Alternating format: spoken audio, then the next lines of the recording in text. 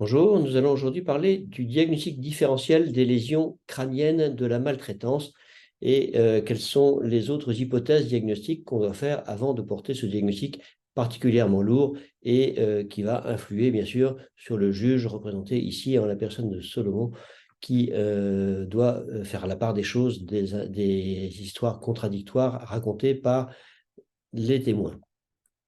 Alors, en introduction, le syndrome de la maltraitance, le syndrome du bébé secoué, le syndrome du bébé battu, c'est un diagnostic médical d'urgence et les impératifs médicaux auxquels on fait face en tant que médecin aux urgences, c'est bien sûr le soin en premier, la protection de l'enfance qui est un enjeu majeur pour cet enfant qui a été maltraité possiblement et chez qui il faut éviter la récidive de maltraitance qui peut être fatale.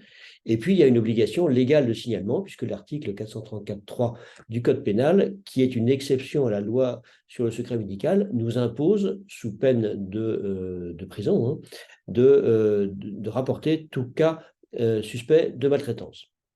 Alors, ce diagnostic, c'est d'abord le diagnostic positif qui va se baser sur différents éléments.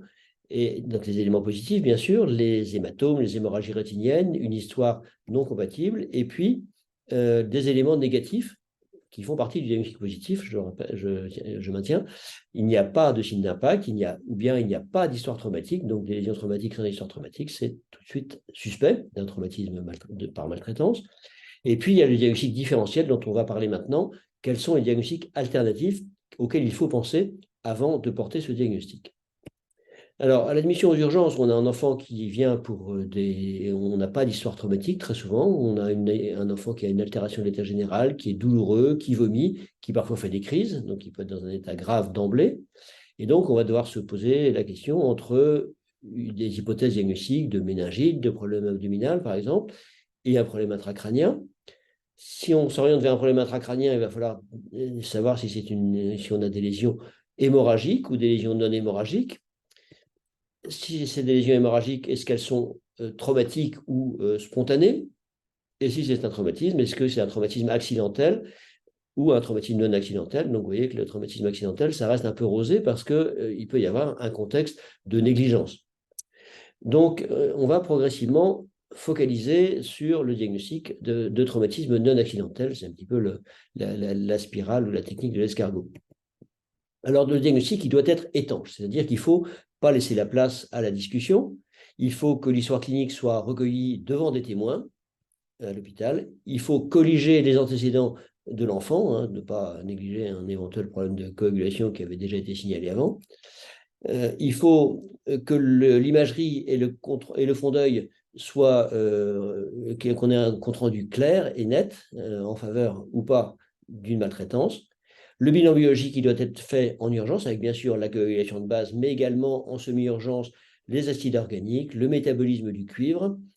Et puis, il doit y avoir une discussion pluridisciplinaire. Tous ces éléments, ils sont détaillés dans un tutoriel qui est validé par la Haute Autorité de Santé, ces recommandations de 2017 qui sont en cours d'être actualisées. Alors, quels sont les diagnostics différentiels? On va parler d'abord des lésions non hémorragiques, des lésions cutanées, donc on a des angiomes, des pigmentations, comme on va le voir, des anomalies méningées, qui ne sont pas forcément des lésions d'ailleurs, comme l'hydrocéphalie externe, on va le détailler. Et puis, il y a des malaises graves, il y a à distinguer de la mort inattendue du nourrisson ou des acute life-threatening events, comme disent les anglo-saxons. Un diagnostic qui va être beaucoup plus compliqué, c'est le diagnostic de traumatisme accidentel, donc les accidents domestiques, accidents néonataux. Donc, on va se juger en fonction du développement moteur de l'enfant et de son âge postnatal, comme on va le voir. Les saignements non traumatiques, alors on a des maladies rares, il y a des maladies qui sont connues, qu'il va falloir distinguer de très hypothétiques unknown unknowns qui servent plutôt à brouiller le jugement qu'à faire avancer le diagnostic et la science. Et les fractures non traumatiques, on va chercher des fragilités osseuses, notamment le syndrome des lèvres dans l'os. Alors, les anomalies cutanées non traumatiques, ça peut être le plus classique, c'est la tache mongolique, ce qui est très fréquent chez les enfants, surtout des enfants d'origine méditerranéenne. On a également des angiomes cutanés. Là, cet enfant, on a l'impression qu'il a reçu un coup sur la figure. En fait, c'est simplement un angiome, mais on le reconnaît parce que ça ne va pas du tout changer de couleur d'un jour à l'autre. Et puis, on a des lésions sous-cutanées par frottement. Vous voyez ici cet enfant qui a cette poche Alors, on nous demande régulièrement, est-ce que c'est un traumatisme, c'est manifestement dans l'espace sous-galéal. En fait, ce n'est pas traumatique, c'est simplement un bébé qui est particulièrement dynamique, joyeux, qui va frotter son cuir chevelu contre la literie et ça va donner ce qu'on appelle le crâne savonnette. Donc ça, ce sont des lésions non traumatiques. Maintenant, les anomalies osseuses, alors il faut connaître l'anatomie normale. Donc l'anatomie normale, elle est différente chez le nourrisson et chez le nouveau-né, puisqu'il y a des sutures qui vont se fermer très rapidement après la naissance, notamment la suture métopique qu'on voit au milieu du front. Et puis, il y a des sutures accessoires, temporaires chez le nouveau-né, hein, qui ont en fait pour rôle de donner une certaine souplesse au crâne au moment de la naissance. Ça, on le sait parce que quand elles sont fermées avant la naissance, c'est une malformation qui va prédisposer à des difficultés obstétricales. Et il va falloir distinguer ces sutures accessoires des fractures. Vous voyez que ce n'est pas le même trait, ça peut être subtil, mais il faut vraiment être très rigoureux sur ces diagnostics-là. Et puis, on a des variantes du normal. Vous voyez, toutes ces sutures qui n'ont pas du tout le pattern normal. Et donc, il faut vraiment une bonne expertise du radiologue et du clinicien pour affirmer qu'il ne s'agit pas de lésions traumatiques. C'est tout à fait différent de la fracture qu'on voit ici. Maintenant, l'hydrocéphalie externe, j'ai mis ça entre guillemets parce que c'est un mauvais terme, c'est une expansion des espaces arachnoïdiens méningés. C'est fréquent, ça atteint plus souvent le garçon, ça apparaît entre 3 et 6 mois. Il peut y avoir un périmètre crânien qui est anormalement augmenté, hein, comme on voit ici sur la courbe. On a une déviation très progressive du périmètre crânien, un enfant qui se développe normalement, et c'est un périmètre crânien qui va se retourner vers des valeurs normales vers l'âge de 2 ans. Donc ça correspond pas à une hydrocéphalie vraie par dilatation des ventricules, c'est une expansion des espaces méningés qui sont dilatés, mais qui ont une anatomie normale. On a du liquide méningé strictement normal, ce n'est pas du tout un hématome, et des veines qui passent à travers ces espaces méningés qui sont également normales. Maintenant, les épisodes, la mort inattendue du nourrisson, c'est un diagnostic qui va mener à l'autopsie, bien sûr, hein, mais il y a également des épisodes de near-death experience avec le apparent life-threatening event qui pose question. Ça correspond essentiellement à un problème d'immaturité néonatale. On peut dire qu'en fait, c'est un retour au mode de vie fœtal, un enfant qui arrête de respirer, tout simplement. Donc, c'est essentiellement des nouveau-nés. Hein. La plupart sont âgés de moins d'1 mois, ce qui n'est pas l'âge du syndrome du bébé secoué. Il n'y a pas d'hématome sous-dural, il n'y a pas d'hémorragie rétinienne, sauf éventuellement, il peut persister des hémorragies en flamèche de la naissance, mais qui sont différentes des hémorragies étendues du syndrome du bébé secoué. Et donc, si on voit à l'autopsie d'un enfant qui est suspect d'une mort subite du nourrisson qu'il y a des hémorragies rétiniennes et qu'il y a des hémorragies méningées, c'est très vraisemblablement une maltraitance non avouée. Donc, c'est vraiment très suspect. Maintenant, la grosse problématique, en fait, c'est le traumatisme accidentel. On va se baser sur l'histoire traumatique, qui normalement est cohérente, constante, on va avoir toujours le même récit. Souvent, ça survient devant témoin quand c'est un enfant qui est défenestré, un accident de la voie publique. Ce sont des traumatismes majeurs qui sont susceptibles de donner des lésions qu'on peut confondre. Et on va insister beaucoup sur la concordance entre l'âge de l'enfant et le mécanisme allégué. Hein, si on nous dit qu'un enfant de 2 mois s'est retourné et est tombé du lit, non, un enfant il ne se retourne pas à 2 mois. Entre le mécanisme et les lésions qu'on constate, un enfant qui a une fracture et un hématome extradural, c'est tout à fait compatible avec une chute du lit. Par contre, s'il n'y a pas de signe d'impact, ça va être beaucoup plus suspect, on va le voir. Et puis, entre l'âge des lésions et la date du trauma, si on voit une fracture qui est déjà résorbée, un hématome qui est déjà chronique et qu'on nous dit qu'il vient de tomber du lit, c'est très suspect. Et puis, parfois, par contre, il faut tenir compte de l'âge développemental de l'enfant. Si on voit des lésions d'âge différents, des bleus de différentes couleurs chez un enfant d'1 an, 1 an, on apprend à marcher, donc on tombe de façon répétée. Donc, voilà, on va tenir compte de ce calendrier et vous voyez, j'ai mis en parallèle la distribution par âge des bébés secoués avec l'âge auquel l'enfant commence à se retourner, 6 mois, l'âge auquel il se tient assis, entre 8 et 9 mois, l'âge auquel il se met debout, vers 10, 11, 12 mois. Et vous voyez que ce n'est pas du tout à cet âge-là qu'on voit les syndromes du bébé secoué. Par contre, ça correspond parfaitement à l'âge où l'enfant crie le plus. Hein, ça, j'ai mis en superposition la courbe de durée des cris de l'enfant par jour dans la statistique de Barr. Hein, c'est un Canadien qui a beaucoup travaillé là-dessus. Et on voit que ça se superpose parfaitement. Et donc, ces traumatismes accidentels, le mécanisme va correspondre à une énergie, un transfert d'énergie. On sait qu'une chute de 30 cm, c'est suffisant pour provoquer une fracture et même un hématome extradural. Donc, ça peut être grave. Par contre, ça n'est pas suffisant pour provoquer un hématome sous-dural, ce qu'on rencontre dans le bébé secoué. Ça ne provoque pas non plus d'hémorragie rétinienne. Et par contre, les traumatismes à haute énergie, ça va provoquer des lésions encéphaliques diffuses qui sont différentes de l'ischémie du bébé secoué. Ça va provoquer parfois des hémorragies rétiniennes, mais qui sont en perles, qui sont pratiquement jamais étendues, comme ce qu'on voit dans le sang du bébé secoué. Par ailleurs, les lésions, elles sont différentes. Les lésions intracrâniennes, on peut voir un hématome sous-dural, quel que soit l'âge, dans des accidents de la voie publique. Vous voyez en haut à gauche, cet enfant qui avait été victime d'un accident de la voie publique avec un saignement en région interhémisphérique. Mais le plus souvent, il n'y a pas de rupture des veines en pont dans les traumas accidentels, sauf dans des traumas très violents, comme ici. Mais ce qui va surtout faire la différence, c'est l'importance des lésions des enveloppes. On a dans le sang du bébé secoué, on n'a pas de signe d'impact. Dans le sang du bébé secoué, on peut avoir un impact avec une fracture, mais ce n'est pas aux mêmes endroits. C'est des endroits qui sont évocateurs d'une maltraitance. Et puis, vous voyez, cet enfant qui est défenestré, qui est écorché de partout, qui a des grosses ecchymoses, ça, c'est survenu devant témoin, il n'y a pas d'ambiguïté. Ça n'est pas du tout ce qu'on voit dans le sang du bébé battu. Et les lésions intracrâniennes, dans le trauma accidentel, on a beaucoup plus un hématome extradural, des contusions sous-fracturaires, c'est-à-dire au point d'impact, on a l'os qui va s'enfoncer, qui va écraser le cerveau localement, et des lésions encéphaliques diffuses par décélération dans les traumas à haute célérité. Et puis, parfois, comme je l'ai dit, des hémorragies rétiniennes qui surviennent uniquement dans des traumatismes à haute célérité, ça ne survient pas en tombant de la table allongée, et qui sont en général minimes, comme ici, des hémorragies en perles de grade 2. Donc, vraiment, ce qui caractérise le trauma accidentel, ce sont les signes d'impact. Alors maintenant, quelle est la valeur diagnostique de ces lésions? Qu'est-ce qui nous permet de dire que ces lésions sont évocatrices d'un traumatisme accidentel ou non accidentel? Régulièrement, on voit des publications où on dit, ben voilà, on a tel critère diagnostique, donc on fait le critère de bébé secoué, le cas est diagnostiqué, donc on valide le critère, c'est parfaitement circulaire et ça n'est pas valable sur le plan méthodologique. On peut rajouter comme intermédiaire le jugement.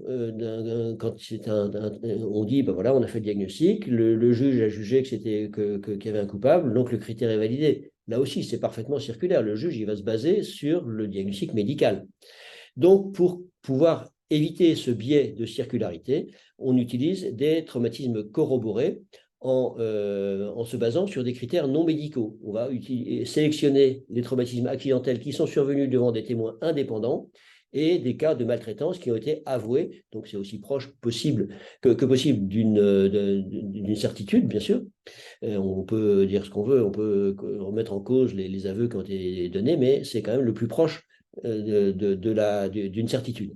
Et donc, on va comparer ces accidents avec témoins et les maltraitances avouées. On va comparer les constatations anatomiques et voir quelle est la valeur diagnostique de ces constatations. Donc, on va sélectionner, suivant la classification de Feldman, il y a toute une gradation entre ce qui est certainement accidentel et ce qui est certainement une maltraitance. Donc, à l'époque, j'avais fait un travail on avait 773 cas colligés de façon dans un registre prospectif et on avait sélectionné les traumatismes accidentels avec témoins et à comparer avec les maltraitances avouées. Et donc, on avait publié un papier qui a été remis à jour en 2014 et qui donne les résultats suivants. Donc, la sensibilité et la spécificité de l'ischémie cérébrale. Donc, on a les différents critères de la fameuse triade. L'ischémie cérébrale, c'est assez peu sensible, mais c'est très spécifique. Fort heureusement, il y a beaucoup de ces enfants secoués qui n'ont pas de lésion cérébrale majeure. Ensuite, l'hématome sous-dural, c'est plus sensible, mais c'est moins spécifique. Comme je vous ai dit, on peut voir des hématomes sous-duraux dans les traumatismes accidentels. Les hémorragies rétiniennes sévères, ça, c'est sensible et surtout très spécifique, c'est quasiment une certitude de maltraitance quand on a une hémorragie rétinienne sévère, étendue jusqu'en périphérie de la rétine. L'absence de bosse sérossanguine, encore faut-il la chercher de façon systématique, mais là aussi, c'est très sensible et très spécifique. Et maintenant, si on combine les trois, c'est-à-dire hématome sous-dural, hémorragie rétinienne sévère, absence de bosse sérossanguine, là, on a bien sûr une spécificité qui va diminuer, c'est plus exigeant comme critère, mais par contre, on a une spécificité qui est de 100%. Donc voilà ce qu'on peut dire et ce qu'on peut apporter comme certitude diagnostique. Alors, de façon curieuse, on a un travail récent qui a montré, avec l'intelligence artificielle, une étude en cluster non supervisé, c'est-à-dire qu'on va laisser le logiciel hiérarchiser lui-même les cas, les critères diagnostiques et qui va vraiment faire une ségrégation entre deux groupes de patients et qui correspondent parfaitement à ce qu'on peut identifier comme maltraitance et accident. Donc, je précise que l'intelligence artificielle n'a pas du tout été incitée à dire, ben voilà, on a diagnostiqué la maltraitance ou le trauma accidentel. Simplement, on a inclus les différentes données médicales et puis, qu'est-ce que ça donne? Ça donne deux groupes qui sont tout à fait distincts.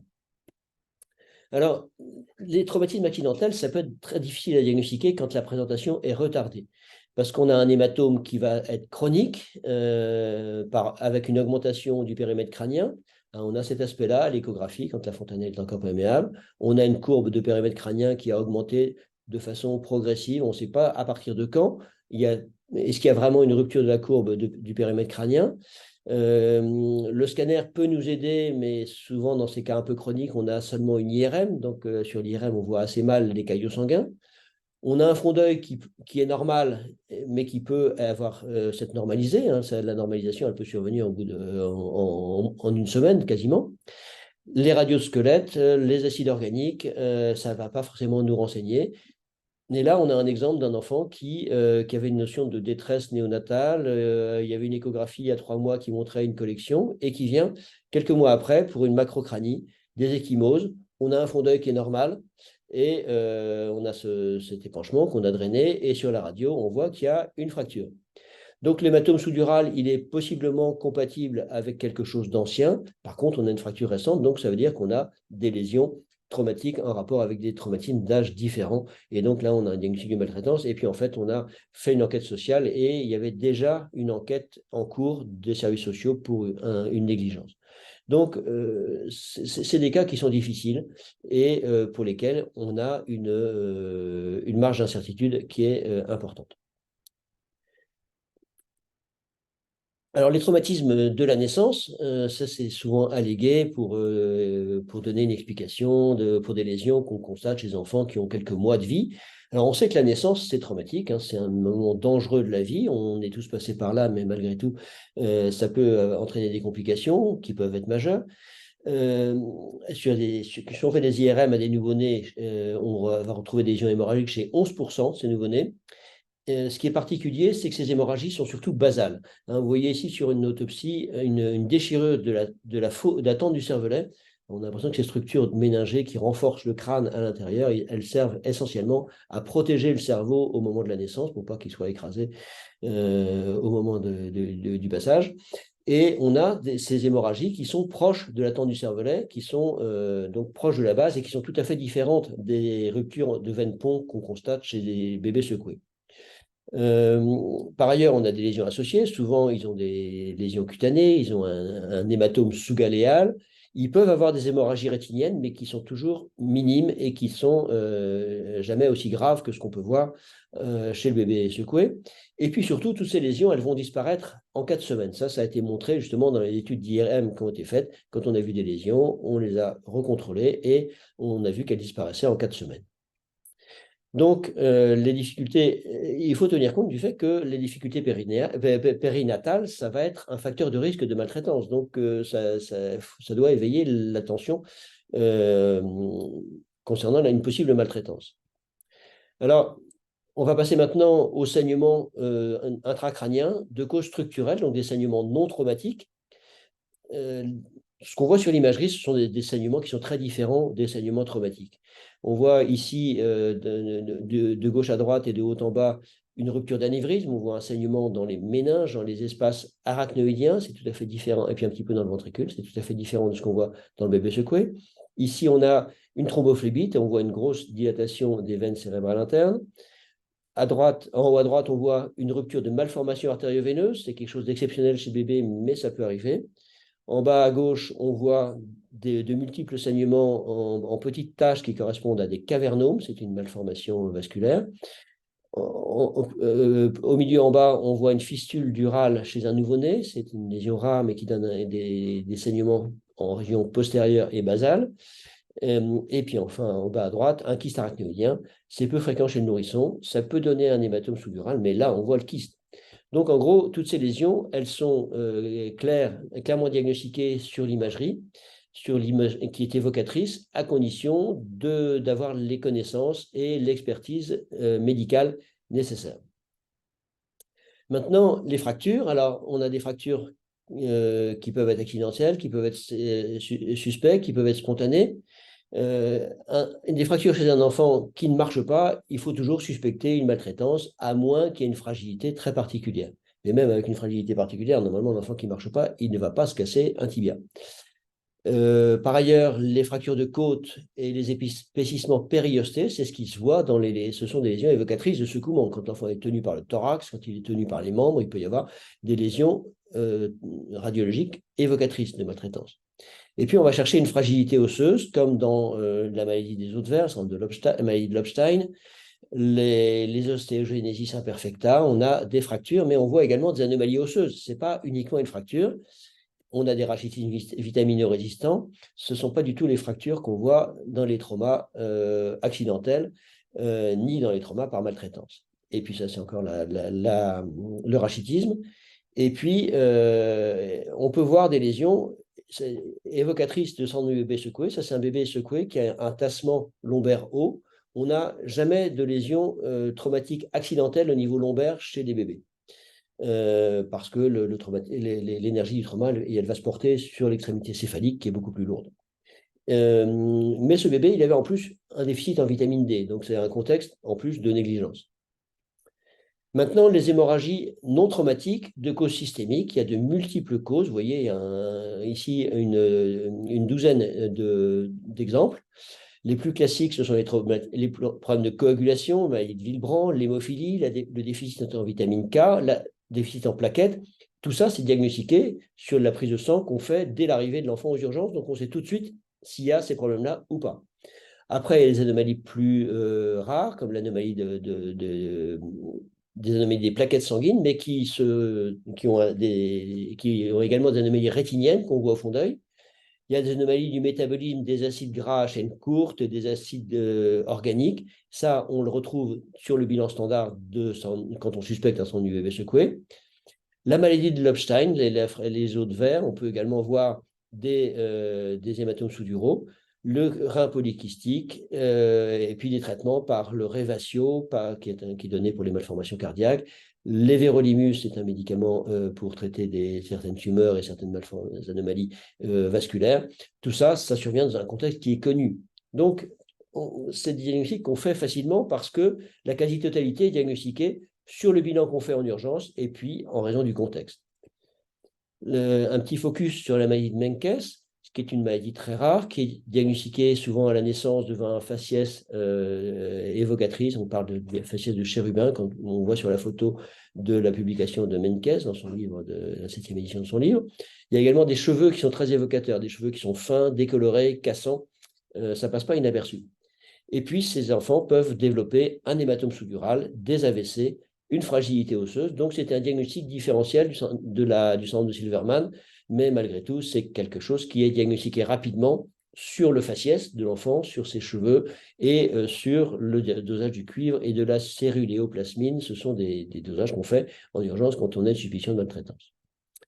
Alors, si on veut synthétiser, on va faire la différence entre tous ces diagnostics, toutes les lignes, on pourrait rajouter des lignes, hein, et on va le faire sur les lésions constatées. On a des différentes colonnes. D'abord, la collection sous-durale, qu'on peut voir dans différentes maladies, bien sûr. Les veines ponts arrachées, là, c'est quand même très spécifique du syndrome de maltraitance. On le voit également dans certains accidents. L'absence de signe d'impact, là, ce qui est quand même très exceptionnel en cas de traumatisme crânien important, on a toujours un impact dans les accidents. Les hémorragies rétiniennes sévères, l'œdème cérébral, l'hématome spinal, qui est aussi très, très évocateur de maltraitance, les fractures. Et puis, on a l'histoire clinique, une fois qu'on arrive au procès et le temps de faire l'expertise, on se rend compte qu'il n'y a pas d'antériorité, mais qu'il n'y a pas non plus de nouvel événement qui soit survenu depuis que l'enfant est arrivé aux urgences. Et puis, c'est quelque chose qui est survenu dans l'intimité. Donc, finalement, la seule pathologie courante, la seule pathologie qu'on rencontre qui soit où toutes les cases soient cochées, c'est le syndrome du bébé secoué. Et donc, les autres hypothèses, elles ne tiennent que si le dossier n'a pas été bien constitué au départ. Donc, en conclusion, le diagnostic du syndrome du bébé secoué, on peut dire que c'est une constellation unique d'ensemble d'éléments diagnostiques. Hein, c'est un petit peu comme cette constellation qu'on ne reconnaît pas si on voit que 2 étoiles. Là, avec 3 étoiles, on a peut-être une petite idée. Ou bien si on voit cette partie-là de la constellation. Mais c'est qu'en voyant l'ensemble du tableau des différentes étoiles qu'on reconnaît la constellation d'Orion. Donc, le diagnostic en urgence, il est basé sur un diagnostic, sur un malaise à domicile avec un hématome sous-dural. On n'a pas d'antécédent. On a un bilan fait en urgence qui est normal. Et là, on a soit des hémorragies graves, là, il n'y a aucun doute, un fond d'œil normal ou bien des hémorragies minimes, on peut se poser des questions, mais globalement, on reste dans on ne peut pas ne pas signaler un cas comme celui-là. Et puis alors après, on va regarder si c'est un syndrome bébé secoué ou s'il y a en plus des lésions spinales et des lésions squelettiques, mais ces dernières ne vont faire que rajouter des éléments en plus. Donc, c'est un diagnostic qui est rapide, qui n'est pas expéditif. On le fait de façon très consciencieuse et on arrive à un diagnostic qui est fait au-delà du doute raisonnable. Maintenant, quel degré de certitude on a? Clairement, pour le clinicien en urgence, diagnostic au-delà du doute raisonnable, ça veut dire que si on ne fait pas le diagnostic et qu'on ne fait pas le signalement, on a un risque pour l'enfant et donc il y a l'impératif de protection de l'enfance qui l'emporte, indépendamment de l'obligation légale. Pour l'expert en cours, les choses se présentent différemment. Il y a du temps qui s'est écoulé avec, d'une part, certains détails de l'observation qui peuvent devenir flous s'ils n'ont pas été bien notés au départ. Si le dossier était incomplet, on peut difficilement y remédier. Mais d'un autre côté, il y a certaines questions qui vont se résoudre. C'est-à-dire que s'il y avait une maladie sous-jacente, une maladie rare quelconque, il se serait passé quelque chose. Donc, s'il ne s'est rien passé, on peut dire que vraiment, les unknowns, c'est juste pour brouiller les pistes. Alors pour le juge, les choses se présentent différemment. Lui, il va se baser bien sûr sur le dossier médical. Son rôle, c'est de défendre la loi, mais il y a un impératif de présomption d'innocence. C'est un critère qui n'est pas médical. Et s'il n'y a pas suffisamment d'éléments pour condamner une personne, il ne va pas condamner. Ce qui ne va pas remettre en cause le diagnostic médical, qui reste valable. Ce n'est pas le juge qui peut remettre en cause ce diagnostic. Maintenant, sur le plan scientifique, c'est vrai qu'on n'a pas d'études de niveau 1, de certitude de preuve dans une étude prospective randomisée, double aveugle, etc. Il y a quelques études de niveau 2, comme celle que je vous ai présentée concernant la valeur diagnostique des éléments lésionnels dans le traumatisme accidentel. Mais ce qu'il faut remarquer, c'est surtout la cohérence entre des sources différentes. C'est-à-dire que bon, c'est un diagnostic qui est éprouvé depuis 5 décennies. On a des modèles informatiques, on a même des modèles en intelligence artificielle, on a des modèles animaux, on a des aveux. Tout ça, c'est parfaitement cohérent et on a un consensus médical qui, qui est solide. Donc, en conclusion, ce diagnostic de maltraitance, c'est un diagnostic particulièrement lourd. On n'est pas là pour accuser les gens, mais on est là pour protéger les enfants. Ça nécessite la plus grande rigueur pour aller analyser chaque élément positif et négatif. C'est une urgence diagnostique de protection de l'enfance. Ça nécessite une formation des intervenants médicaux, mais également de la justice. Et le diagnostic, comme je l'ai dit, en général, il est rapide, il n'est pas si compliqué que certains voudraient le faire croire. Il y a de rares vrais cas difficiles, ce sont les traumatismes accidentels anciens. En tout cas, l'expertise, elle nécessite vraiment l'apport des praticiens de terrain qui connaissent la pédiatrie, la neurologie, la neurochirurgie pédiatrique. Voilà, je vous remercie de votre attention.